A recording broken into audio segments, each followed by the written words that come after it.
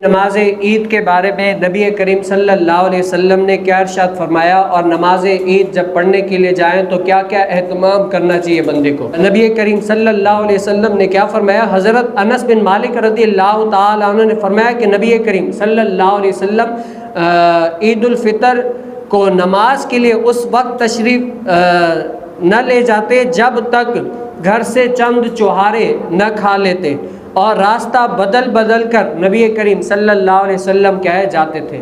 یعنی یہ حضور علیہ السلام کی سنت مبارکہ ہے کہ آپ عیدگاہ کی طرف آنے کا سوچ رہے ہیں نا، تو اس سے گھر سے یعنی عید پڑھنے سے پہلے کیا ہے، کوئی میٹھی چیز کھائیں۔ علماء نے فرمایا کہ آج کل جو لوگ سویاں وغیرہ پکا کر کھاتے ہیں، یہ بھی اسی سنت میں شامل ہوگا اور ان کو بھی یہی سنت کا ثواب ملے گا۔ اور دوسری بات کہ نبی کریم صلی اللہ علیہ وسلم کیا ہے، راستہ بدل بدل کر، یعنی آتے تھے ایک جگہ سے اور جاتے تھے دوسری جگہ سے۔ اور اس کے متعلق محدثین نے لکھا کہ نبی کریم صلی اللہ علیہ وسلم ایک راستے سے آتے ان کو نوازتے، دوسرے راستے سے جاتے تو ان کو نوازتے۔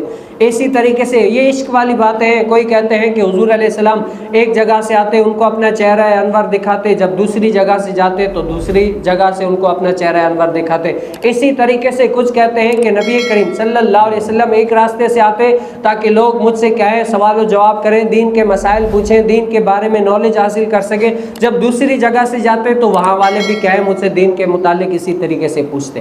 یعنی نبی کریم صلی اللہ علیہ وسلم کا طریقہ کیا تھا کہ کسی بھی طریقے سے دین اسلام کے متعلق لوگ پوچھیں تاکہ لوگوں کو کیا ہو جائے، ثواب ملے، اور ثواب میں کیا ہو جائے، شامل ہو جائے۔ السلام علیکم ورحمۃ اللہ وبرکاتہ۔ خوش آمدید علامہ آصف قادری آفیشیل میں درس بخاری کی اس بابرکت سیریز کے لیے ہمارا چینل سبسکرائب کریں اور بیل آئیکن ضرور دبائیں۔